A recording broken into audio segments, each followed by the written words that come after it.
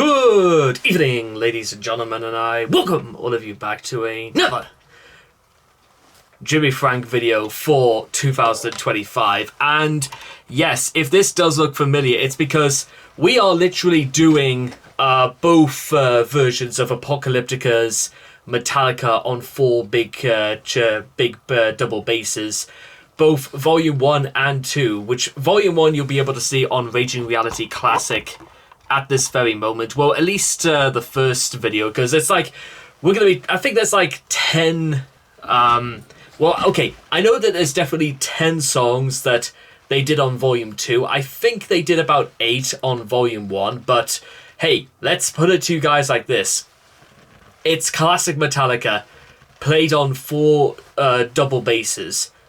What else do you need to be saying? The difference, however, is that the first album came out in about like 98, or it's somewhere around about that time, whilst Apocalyptica then brought this out only about 4 months ago as of the recording of this video. And, well, what else do I need to say?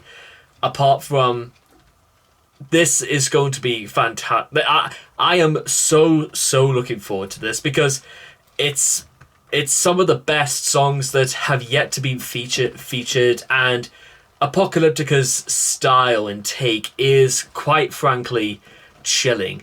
It turns some things like Enter Sandman and Sad But True, and it turns them into like borderlines. It's something straight out of Sweeney Todd.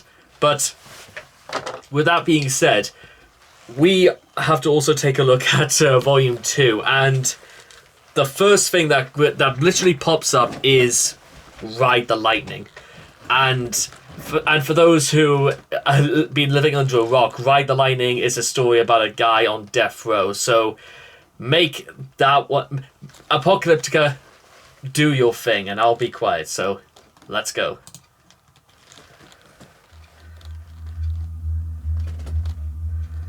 Oh, you could just, it sounds almost like,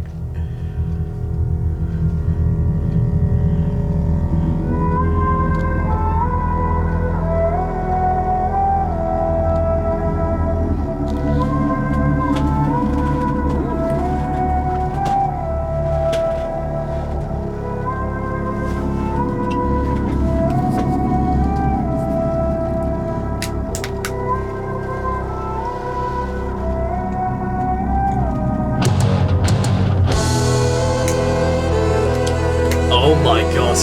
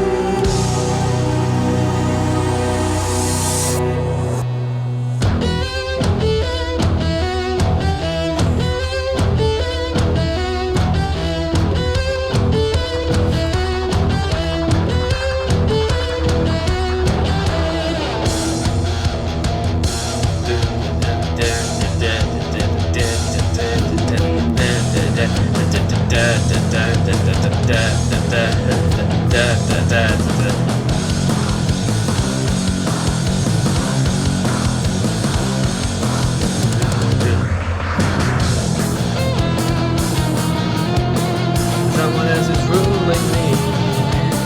Death in the air, trapped in the electric chair. This can't be happening to me. Who made you guys succeed? But surely hardly who. Flash before my eyes. Now's the time to die.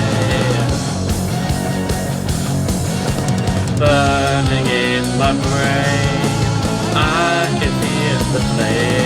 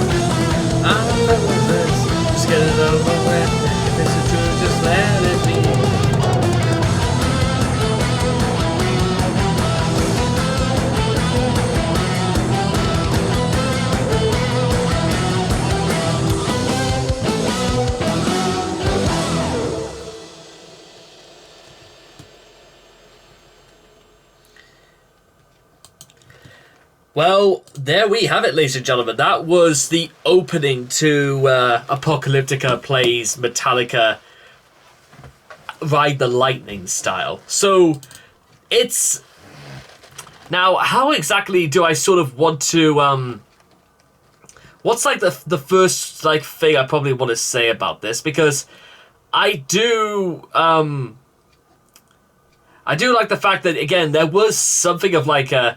I'm pretty sure there was a drummer involved in this somewhere, but to be honest, that was almost like half of what I was thinking about it, because so much of what was going through my mind, ladies and gentlemen, is that I wonder legitimately, because one album I have been meaning to get to for Metallica for a while was one where they played with the San Francisco Symphony Orchestra.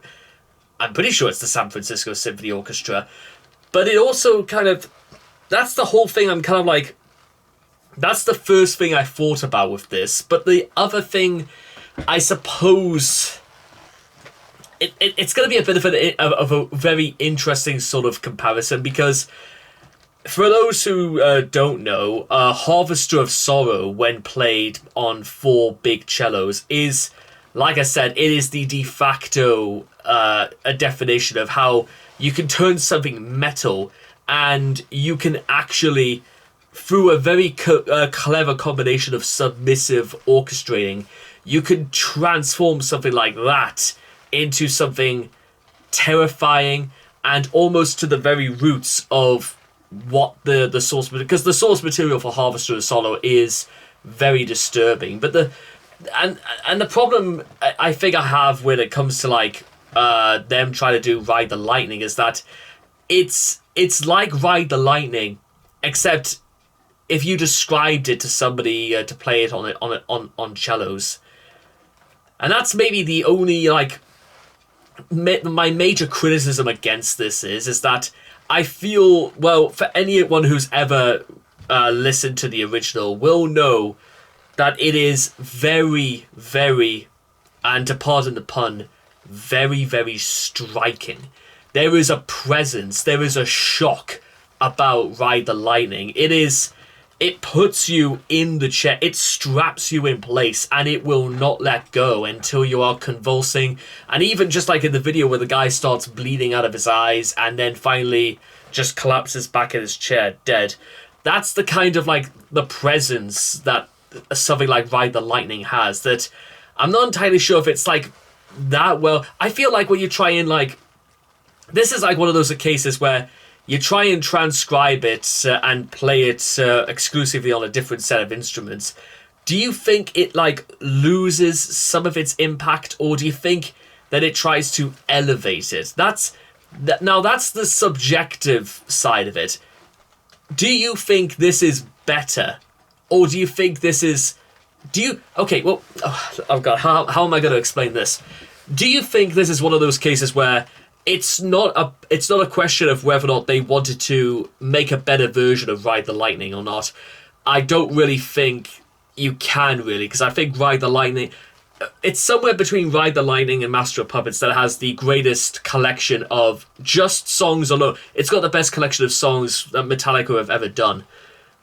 And considering Ride the Lightning celebrated its 40-year anniversary last year, it's stuff like that still sets the precedent, in my opinion. But then again, I'm a little bit behind the times and stuff like that. I've only just recently discovered Saxon and since last year. And I did their recent album last year as well, but that's besides the point. What I'm trying to say is that I liked it because it is still, as a song, it is, well, what else do you expect? It is very, very profound. But I'm wondering whether or not it, like, works when you, like, do it in this style. That's kind of all I'm trying to get across.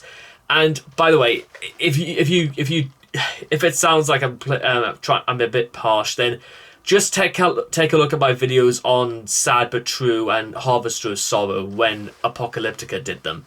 Now, to be fair, my knowledge about Apocalyptica is sadly very limited. I do apologize, but, well, maybe I should do more from these guys. Maybe that's, like, where we ought to start. So, with all that being said and done, I hope all of you guys enjoyed Ride the Lightning by Apocalyptica, and I cannot wait to see all of you guys again in the next video. So take care, and bye-bye for now.